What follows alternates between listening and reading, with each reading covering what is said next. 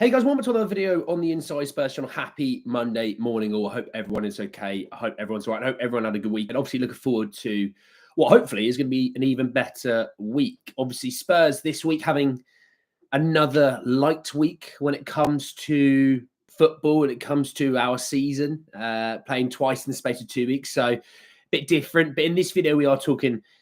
So this is an odd report that if I'm real, I don't really see much in, but we'll talk about it anyway. In Spurs targeting Theo Hernandez.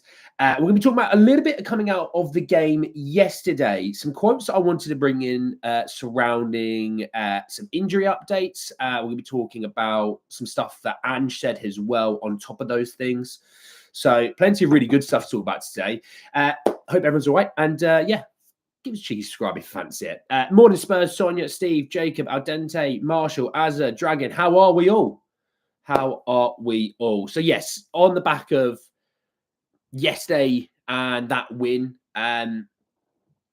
it's, I guess, when you think about, when you think about this club and you think about the games that we play, winning doesn't half fix a lot of issues. And winning doesn't half ease a lot of tension and unrest. Now, it's one win and it doesn't change a season, but it could be something that leads into more. And I think, talking to, some of you over the space of the last sort of 12 hours or so, maybe 14 hours, the one thing I really want to highlight is this season isn't over. There's still so much more to play for in this season. Yes, okay, the league doesn't look the way we want it to look.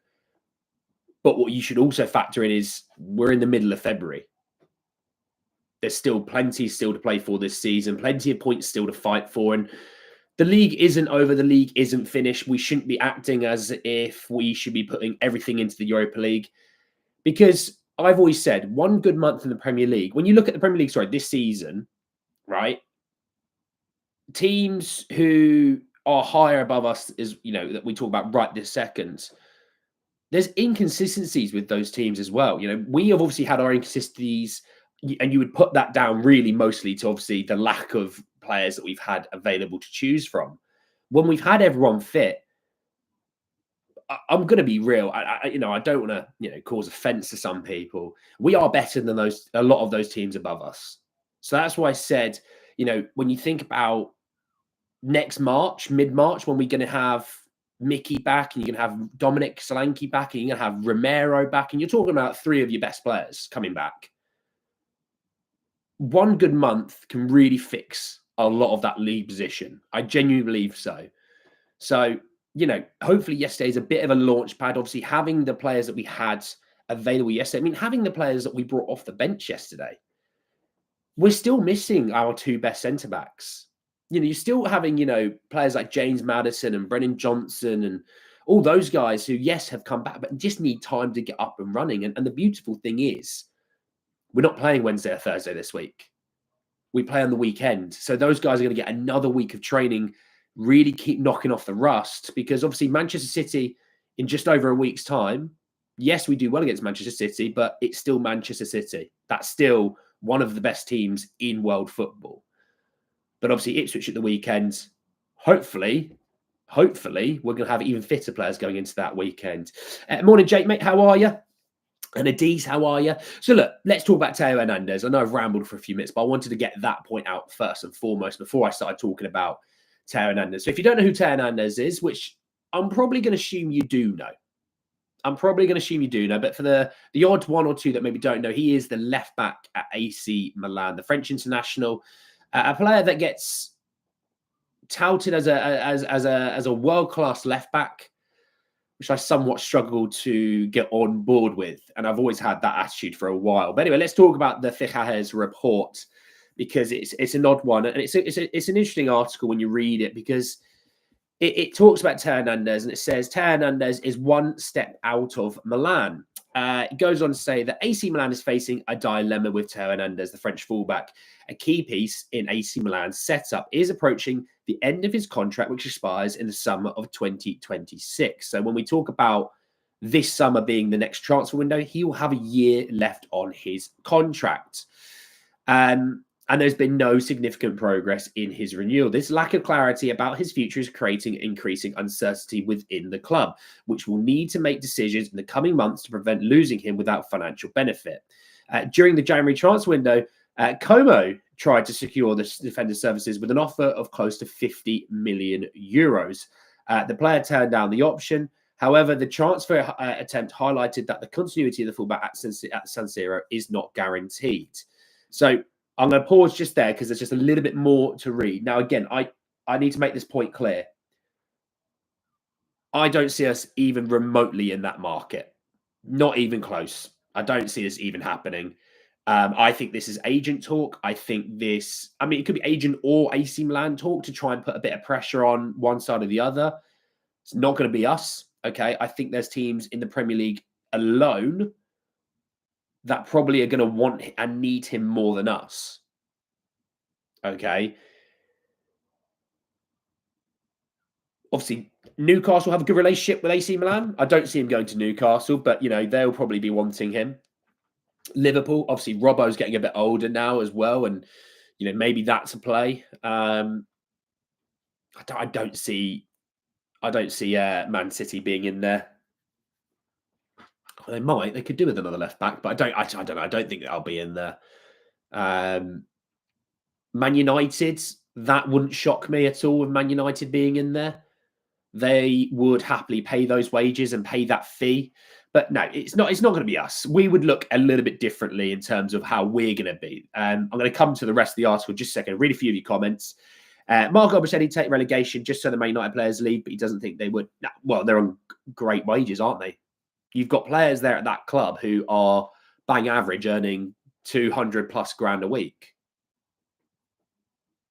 So, I you know, that's really the crux of their big issues is paying stupid wages. Now, ironically, they are getting off of some of those wages at the moment, but it's still rubbish. So there you go. Good morning to all Spurs fans. Good and very much needed win yesterday. Enjoyed watching it for a change. Attaboy. Morning, all still feeling the buzz of our win. It's amazing, though, how some people cannot be happy about their team wins and feel they should trash it. Crazy stuff. I could see him going to Liverpool. Absolutely. Baz, mate, how are you? I don't think we've been lucky with our recent French signings, so it's good that you don't think he's coming to us. I don't think he's coming to us because of cost. I think he'll continue at AC Milan, if I'm honest. I think he likes AC Milan. I just think he wants a really good wage increase, you know. Weir's team looked much fitter yesterday and bested United on the pitch. Well, that's the thing. I've always said, you know, I said about Heung-Min Son. If you have Heung-Min Son playing once a week, he's still a really good player.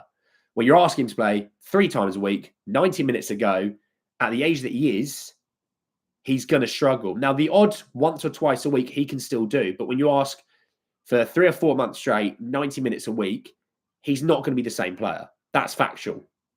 There's other players that are younger in this squad who aren't the same players having to do that much workload.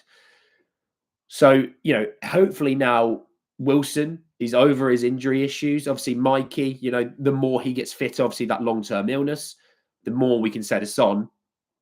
Hey, off you come. 60 minutes or 70 minutes in, off you come. We're going to save those 20 minutes in your legs for later in the season. But also, we don't need you midweek. Chill out. Wilson starting.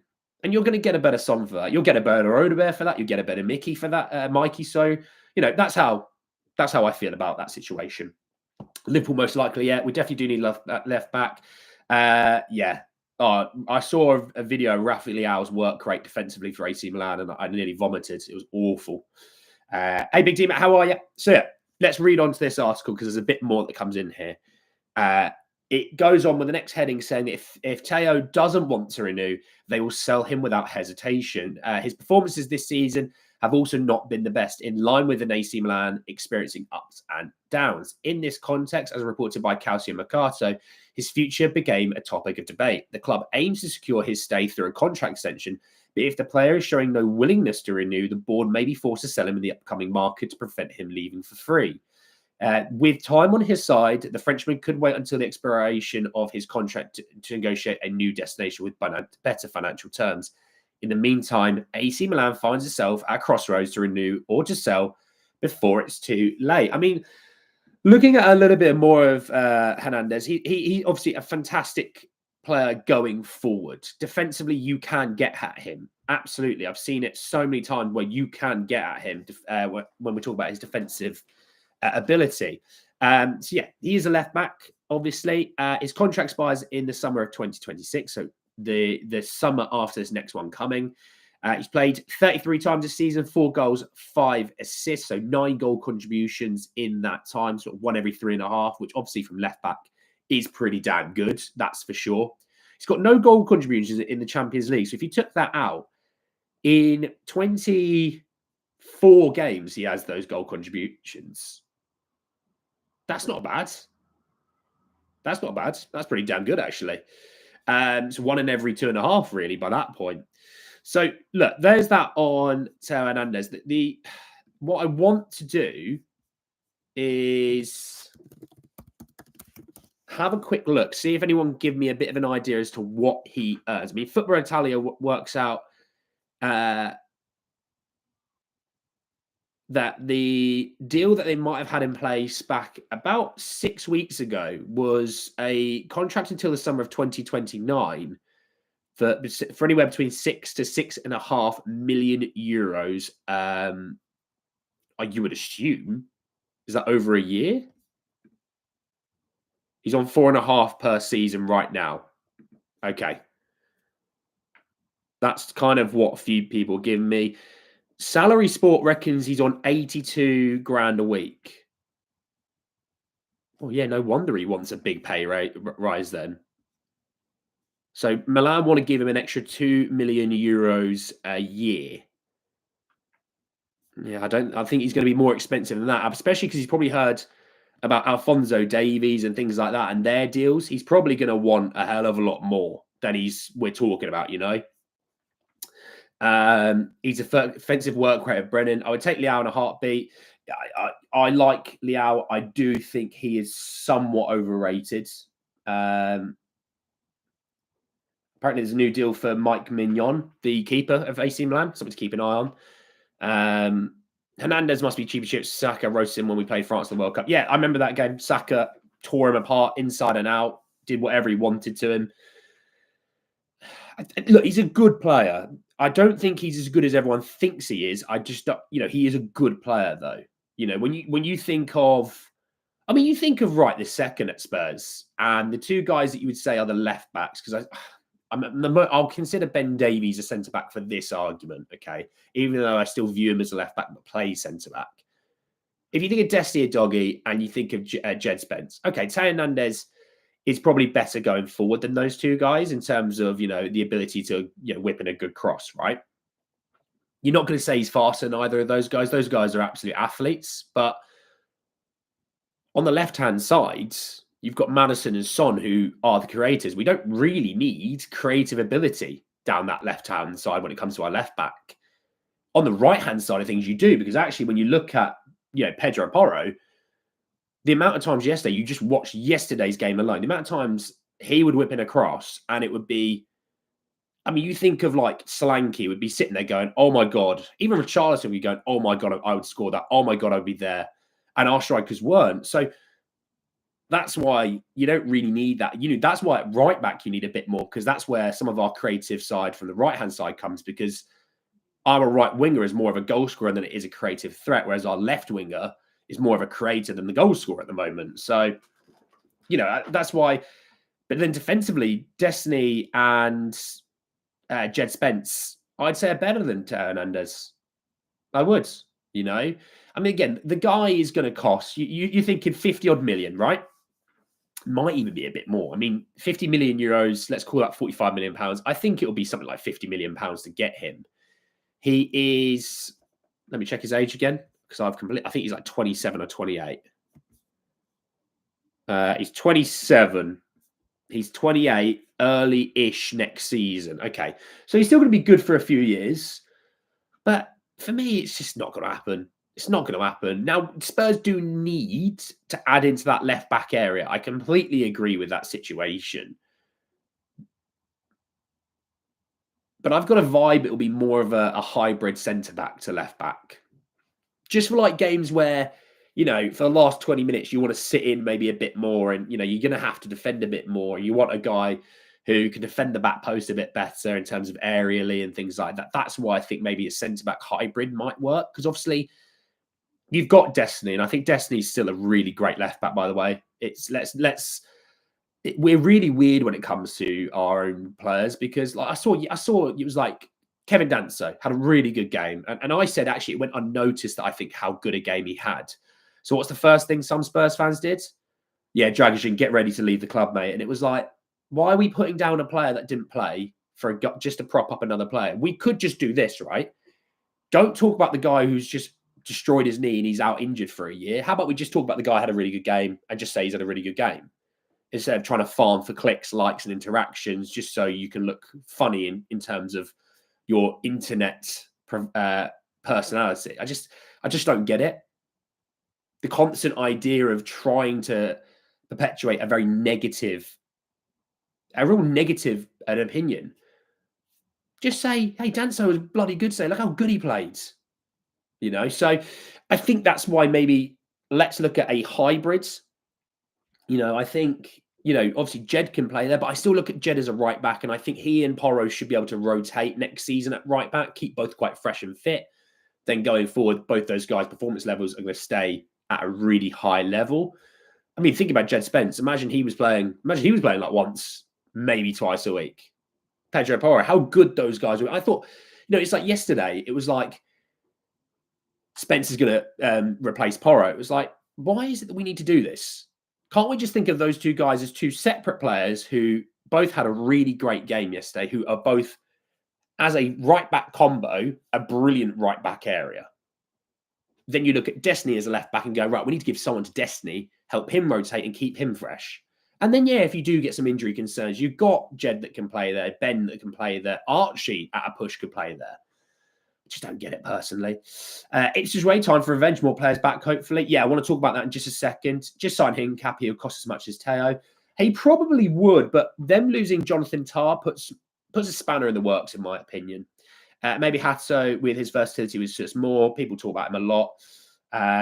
Robinson from Fulham be decent. He's a good player, very good player. I think as well, he's Prem proven, and that is in itself a really big thing. I think Danso and Radu are great backups to Mickey and Romero. Yeah, I mean, you know what I mean. 8 more is good as well. Yeah. Anyway, let's move on from Hernandez, because I don't personally see it, and I've rambled about other things anyway. Let's have a little bit of a chat around the fallout of the game yesterday, because Ange was talking about potential injuries from the game. He said, in regards to the players, he said, Kevin Danso, Bentancur and Sonny all picked up knocks. They should be fine. But the beauty now is that we can allow them to rest and recover rather than throwing them straight back out there. From other chatter surrounding that, the Danso one, not a big thing. Sonny walked off pretty okay, so you probably think that's not a bad thing. And Bentancur, I know, had ice on his knee, but I don't think it's anything serious, to be honest. I don't think anything serious. It's more like that people demand we have a greater squad depth quality, and then as soon as we have it, they want players in that squad to leave. There you go. Can never be happy. Nuclear. What's nuclear? I mean, Ange was talking more. He said, I think the important thing is that we did win. That, coupled with the fact that we've got some significant players back and they got through the game, it signals that a little bit of an opportunity for us to push on from here. And I agree with Ange. I totally agree with Ange. Looking at the situation for us, you think about the players that is... Oh, fallout. Yeah, I get you. No, but looking at the fallout from that situation, there you go, little pun for you. I would say, actually, the matters that you saw yesterday in the first half, next weekend is going to be even better, because he's going to have 60 minutes in his legs. He's going to be fitter next weekend for that. He's going to be sharper and less rusty. Brennan obviously got a few minutes off the bench. Again, he will be better at the weekend for those minutes. Odobert, another one. Obviously, I know Desi didn't actually feature at the weekend, but he's going to be better next weekend for another week of training in those legs. And I wouldn't mind seeing Destiny start next weekend if he can, personally. Give one of those guys who has been playing fullback just a few more minutes worth of rest. Again, Man City are in the week, in the midweek. We need to be aware of that game as well as obviously trying to win the game against Ipswich. Yeah. I think you're going to get players that are going to be better for that. He went on and just talking about he talked about other things which come to in a second, but to give you just a really nice stat. Ange Postecoglou became the first Tottenham manager to ever do the league double over Manchester United in the Premier League. He's also the first Spurs manager to win 3 games against Manchester United in a single season since the Premier League began. That's not too bad, is it? He's also the 4th manager after Ruud Gullit, Nuno Espirito Santo, and Unai Emery to go unbeaten in each of his first 4 Premier League games against Manchester United. So Ange's had a lot of success against Manchester United. I think as well as that, you think of even Ten Hag, you think of Amorim, his system has success against Manchester United. Now, yeah, there's times where, nearly dropped my PlayStation controller off the table, excuse me. There's times where maybe we could have had more success against other teams and they've had success as us, but just on this point alone, when we talk about the big 6, and people always go, well, we're part of that big 6, so really more it's the other 5 of that 6. People always go, you need to win those games. We need to win those games. So when you talk about that, he goes, well, he's had success against Manchester City. He's had success against Manchester United. He's had some success against Liverpool. It's really Arsenal and Chelsea are the 2 teams that he's really struggled with. So just got to rectify those ones a bit more. But the other 2 teams he's had some success against, obviously more so than others. Obviously with Man United having the most success, then you'd say it's Man City, then Liverpool. So you see Man United fans crying today. Things you love to see, mate. People criticise Madders' return. He has a goal/assist in every 105 minutes in the league this season. That is very good returns. Yeah, Madders seems to get scapegoated a lot by people. He's been one of definitely our least problematic situations. He's had a good season. But the stats all back that as well. Do we get one of their trophies for that? Well, as long as it doesn't come with all the debt and issues they have and the toxicity they have. Did I see Anthony's goal? No, I didn't, mate. Andrew was also talking about the Man United injuries because it's so funny. Arsenal get a couple of injuries. Man United, obviously, yesterday were missing quite a few players. I mean, 2 of them were illness. They'll be back next game. We'll see about some of their other injuries. Obviously, Diallo, no. Mainu, no. We'll see about the others. And obviously, that was the thing. Oh, man, look at Man United. They're going to struggle. Look at all their injuries. And Arsenal, their hamstring injuries. It was like Spurs are sitting there going, sorry, have you not seen for the last 3 months what we've been through? Or is it just because it's those guys that you want to give a damn about? But Ange said, he was asked about the injuries. He said, Man United with many injured players. If I check my office, I don't have any sympathy cards from other coaches. He said, I could see, he was talking about Amorim, he said, I could see Ruben there. Players out of position, kids on the bench. Welcome to my world. But that's for 1 game. Now do that for 2 months. Boy. Do you know what? He's biting back. He's biting back at the moment. And fair play to him because he's been kicked pillar to post recently with a lot of things. And I'm not saying he's now got a voice now because he's won 1 game. But he's just I think he's more, hey, let's bring some attention to the situation that we've been through. We've had it worse than these other clubs. We've had it the worst in the Premier League. There are the teams that are struggling with injuries, and we get that. And I think a lot of us fans, actually, ironically, look at other teams and recognise their injury situations, and we go, oh, look at his injury situation. God, that's not good. We did it last season when we were looking at Newcastle. I was like, Newcastle's a good team. They're just ravaged by injuries. And last weekend is one of those things that don't look at last weekend's loss against Manchester City. That's Man City away. That's never an easy game. Again, we've had some success, but we're just one of those teams that has a bit of success against Man City. United are having injuries, and we're aware, and we looked at that, and that's why we looked at it. We should be taking advantage of them today, and we did. We got 3 points. But we're also, hopefully now, our fan base that looks at it and goes, but we're still missing 6 players. We're not out of the woods. You've got Odebear and you've got other players who've just come back. They can't even give you 60 minutes yet. They still need to get their legs. It's going to be a few weeks before we see those guys truly as the players that we remember them to be. All we want is someone to kind of go, Spurs have had some injuries as well, by the way. It's not great. And there's some pundits that do, by the way. Some pundits don't because it doesn't fit their agendas, and you know who I'm talking about. Some do. You know, listening to Joe Hart the other weekend, I was like, Joe just seems to get punditry properly. I sit there and listen to him and go, he's not an idiot. He knows what he's talking about. And actually listen to him and feel like you might learn for something from him. And that's what punditry should be about. It should be feeling like you should be able to learn from some of these people instead of some of them saying the most outlandish things just so they can get a little bit of money out of their clicks and likes and interactions. Others aren't. Others are, hey, I've got a job to do and I'm going to do my job properly. And that's why you listen to people like Joe Hart and listen properly. Even Defoe yesterday, I was listening to Defoe and I was like, he just has more of a finger on the pulse than other pundits do. You know, then you get some other pundits going, Spurs have been rubbish for months. It's like, do you have you seen how many injuries they've had? Yeah, they've had some. But anyway, they've been rubbish for months. It was like, okay, cool. So you're not really doing your job properly, are you? You're supposed to add some context. That's the whole point, you know. Little fair point. I wouldn't change places with United financially. No, no, not Anthony. It's not the big six that we need to win. It's the matches against Palace, Forest, Ipswich, etc. If we won every match against teams outside the top six, we'd end the season on 84 points. Not like, well, it would be nice. It would be nice, but absolutely Baz. In my opinion, Madison is just as good as Bruno Fernandes or Odegaard. He's just overly criticised his English player and plays Spurs. I'd have him over Fernandes personally. Odegaard obviously has had a really good couple of seasons. And I think, you know, form-wise, maybe he's not been as good this year, but he's had some injuries and things like that. But I'd have him over Bruno Fernandes. And should we feisty? Absolutely. Absolutely. Matt isn't as consistent as Bruno or Odegaard.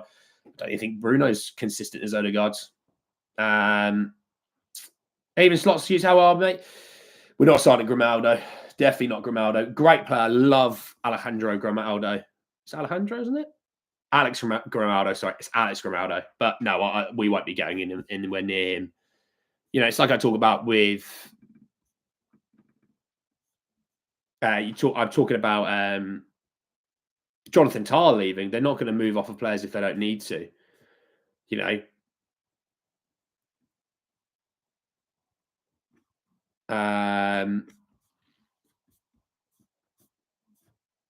Yeah, but no, obviously we'll see what happens. I think this week we'll get a bit of more. We'll get more news around the injury situations with obviously Danso, Bentancur, and Sonny.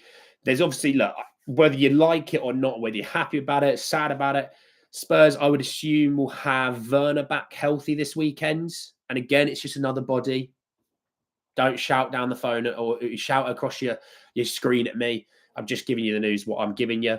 I don't foresee anyone else being back fit or healthy. I think, obviously, after the international break, I don't even see people being back from Man City. So after the international break, I think you'll start to see maybe the Doms and Cooties and Mickeys being back. We'll see about that. Also, I will add this point because I think a lot of people harp on, does Romero love Spurs? By all means, go have a look. Yesterday, Romero was at the game. He's with the bench and the injured players. And if you can tell me that guy does not care, then I think you're a liar. Because that guy looked like he cared yesterday, quite a big amount. He also had players giving him loads of respect and hugs before the game as well. So you can tell he's a very liked player in the squad. And for me, I can't wait to get our best centre-back back fit and healthy, ready to play again. And then you feature in the fact you've got Mickey van der Ven. Give me those two guys back again. Give me the ability to give them a bit of rest here and there. And then just watch this team explode again. And they will explode again, I promise you. Apparently, we've lost 21 points for winning positions. And I think that's really down to a lot of fitness issues. And at times, lack of, I guess, ruthlessness in front of goal. Yesterday, watching it, I think when you look at it, watching those guys yesterday in attack, there's so many times where that final ball let us down. And that's why I said another day with an extra yard or two on a pass or, you know, a better connection on a ball, Spurs would have scored 4, 5, 6 yesterday, happily. And we wouldn't have had a concern later in the game going, God, are we going to get through this or not? So that's my attitude, at least. I'm afraid we target centre-back once again come summer. Well, I think we will. I think we will. How dare you give me honest news? I know. Terrible. I pulled my hamstring doing it, and it's all Ange's fault. I think Romero will be back next weekend. We'd love to see him back in the team. I think he'll be back for the games in March, to be honest. Obviously, Ipswich, I don't think he'll be back. Man City, I don't think he'll be back. I think it'll be the game following that, which I believe is Bournemouth away. Home or away? I can't remember. But there you go. Maybe that's just wishful thinking, but can't be far away. He's not far away. He's 2 to 3 weeks away. But the idea is, when you look at the Spurs fixtures, it's Bournemouth at home. There you go. I was somewhat right. Think of that. That's the 9th of March.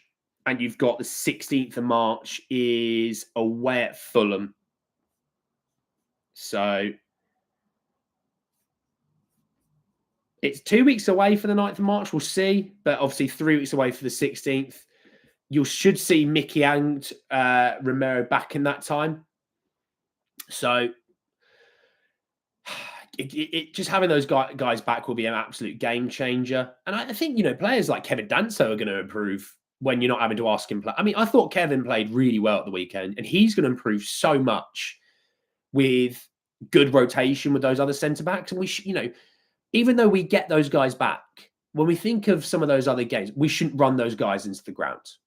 We shouldn't be going, guys, they're back now, so we want to win this game in the Europa League. No. Play Kevin.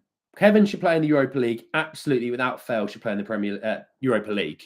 I don't want to see either of those two guys unless they physically have to play. So, look, we'll see about that. Obviously, really good stuff in there today. Obviously, about Theo Hernandez, ridiculous rumours. Obviously, talking about the game and the fallout, some injury chatter yesterday. I don't think it's very serious, which is a bit of good news as well. Let me know your thoughts down below. Obviously, go and enjoy the rest of your days, your mornings, afternoons, evenings, wherever you're in the world. Go and enjoy them.